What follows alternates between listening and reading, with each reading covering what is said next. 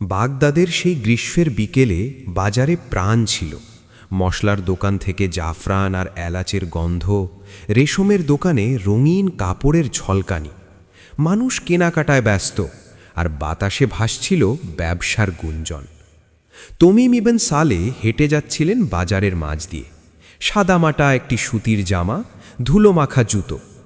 দেখে মনে হয় কোনো সাধারণ কারিগর বা ছোট দোকানদার, কিন্তু বাস্তবতা ভিন্ন। তিনি বাগদাদের সবচেয়ে প্রভাবশালী বণিক পরিবারের একমাত্র ছেলে। তার বাবার নাম শুনলে পুরো বাজার মাথা নত করে। কিন্তু তমিম এসব পছন্দ করেন না। তার দাদা, যিনি এই ব্যবসা গড়েছিলেন নিজের হাতে, তার মৃত্যুর আগে তমিমকে বলেছিলেন, বাবা, মানুষ তোমাকে তোমার পোশাক দেখে চিনবে না, তোমার হৃদয় দেখে চিনবে। আর যদি তুমি মানুষকে তাদের পোশাক দেখে বিচার করো, তাহলে তুমি কখনো সত্যিকারের মানুষ হতে পারবে না। সেই থেকে তমিম সাধারণ পোশাকেই ঘোরেন।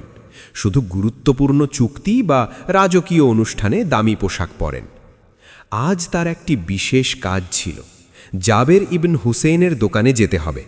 বাজারের সবচেয়ে প্রভাবশালী মশলা ব্যবসায়ী। পারস্য থেকে আসা বিরাট এক মশলা চালানের চুক্তি করতে হবে। অঙ্কটি এত বড় যে এই চুক্তি হলে পরের ৩ বছর তাদের ব্যবসায় স্থিতিশীলতা আসবে। তমিম জাবেরের দোকানে ঢুকলেন। দোকানটি বিশাল, উঁচু ছাদ, দেয়ালে জড়ানো মূল্যবান কার্পেট আর সারি সারি মশলার বস্তা। জাবের বসেছিলেন একটি মখমলের গদিতে। তার পোশাকে দামি রেশম, হাতে সোনার আংটি আর চোখে এক ধরনের অহংকার। আসসালামু আলাইকুম, তমিম বললেন নম্রভাবে। জাবের তাকালেন। তার চোখ তমিমকে একবার মাথা থেকে পা পর্যন্ত দেখল, তারপর সেই দৃষ্টি, যে দৃষ্টিতে তাচ্ছিল্য মিশে থাকে। ওয়ালাইকুম আসসালাম, কি চাই তোমার? কণ্ঠে বিরক্তি। আমি একটি বড় চুক্তির ব্যাপারে কথা বলতে এসেছি, পারস্যের মশলা চালানের। জাবের হাত তুলে থামালেন। দেখো বাবা, এই বাজারে অনেকেই স্বপ্ন নিয়ে আসে, কিন্তু আমার সাথে ব্যবসা করতে হলে তোমার সামর্থ্য লাগবে। তুমি কি জানো সেই চালানের দাম কত? তমিম শান্তভাবে বললেন, জানি, ৮০,০০০ দিনার। জাবের হেসে ফেললেন। ৮০,০০০ দিনার? তুমি তো দেখছি স্বপ্নই দেখো। তোমার মতো একজন তমিমের জামার দিকে তাকালেন। সাধারণ মানুষ এই টাকা কোথায় পাবে? ভাই, বাজারে অনেক ছোট দোকান আছে, সেখানে গেলে ভালো হবে। তমিমের মুখে কোনো রাগের চিহ্ন দেখা গেল না, বরং তিনি একটু চিন্তিত হলেন। এই মানুষটি আমাকে কি বুঝল? শুধু একটি সাদামাটা পোশাক, আর এটাই তার কাছে যথেষ্ট ছিল আমাকে বিচার করার জন্য। কিন্তু আমি কি নিজেও এমন করিনি কখনো? গত সপ্তাহে যে ভিখারি এসেছিল আমাদের দোকানে, আমি কি তাকে সন্দেহের চোখে দেখিনি? তমিম একটি দীর্ঘশ্বাস ফেললেন।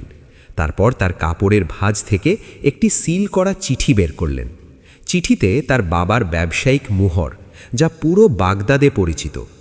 জনাব জাবের, আমি তমিম ইবন সালে। এই চিঠিতে আমার পরিবারের গ্যারান্টি আছে। ৮০,০০০ দিনার ৩ কিস্তিতে পরিশোধের প্রস্তাব। জাবেরের মুখ ফ্যাকাশে হয়ে গেল। চিঠিটি হাতে নিয়ে পড়লেন, তারপর তমিমের দিকে তাকালেন, এবার অন্য চোখে। আরে, আপনি ইবন সালে সাহেবের ছেলে? হ্যাঁ, তমিম শান্তভাবে বললেন। জাবের দ্রুত উঠে দাঁড়ালেন। আসুন আসুন, বসুন। আমি তো জানতাম না আপনি এমন সাদামাটা পোশাকে, আমি বলতে চাচ্ছি। তমিম বসলেন। চুক্তির কথা হলো, পুরো বিষয়ে আলোচনা শেষ হলো। জাবের এখন অত্যন্ত নম্র, অত্যন্ত বিনয়ী। কাগজে সই হলো। কিন্তু তমিম যাওয়ার আগে একটু থেমে গেলেন। তিনি জাবেরের দিকে তাকালেন, কিন্তু সেই দৃষ্টিতে রাগ নেই, আছে একটা গভীর দুঃখ। জনাব জাবের, আমি আপনার সাথে একটা কথা বলতে চাই।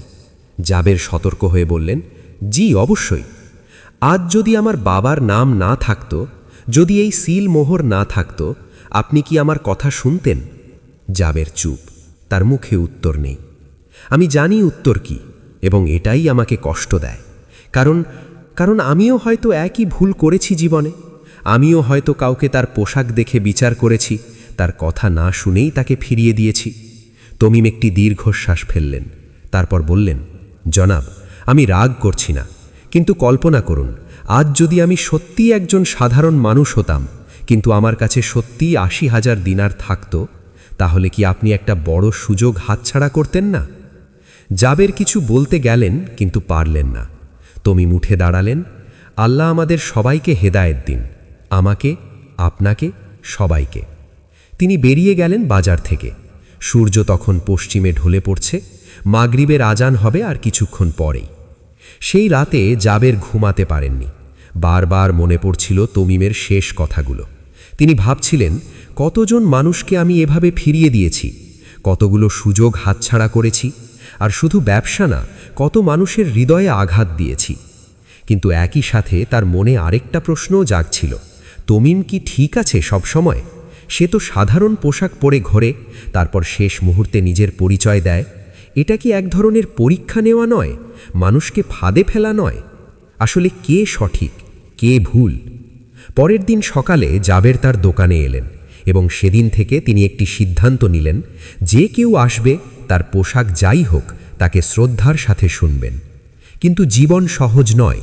মাঝে মাঝে এখনও তার চোখ কারো জামার দিকে চলে যায়, মনে সন্দেহ জাগে, কিন্তু তিনি নিজেকে সংশোধন করেন। আর তমিম কি? তমিমও ভাবেন, তার এই পদ্ধতি কি ঠিক, নাকি তিনিও মানুষকে একটা অদৃশ্য পরীক্ষায় ফেলছেন? কিন্তু দুজনেই জানেন একটি সত্য, মানুষ দেখতে শেখা কঠিন, পোশাকের আড়ালে হৃদয় দেখা, সম্পদের আড়ালে চরিত্র দেখা, এটাই সবচেয়ে বড় জিহাদ। আসসালামু আলাইকুম। আমাদের ইসলামিক স্টোরিজ ইন বাংলা চ্যানেলের ভিডিওগুলো যদি আপনার ভালো লাগে তাহলে অবশ্যই ভিডিওতে লাইক করবেন এবং আপনার মূল্যবান মতামত জানাতে কমেন্ট করবেন এবং শেয়ার করবেন।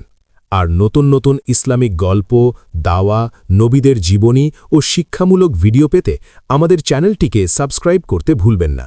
আল্লাহ আমাদের সবাইকে হেদায়েত দান করুন এবং দুনিয়া ও আখেরাতে সফলতা দান করুন। আমিন।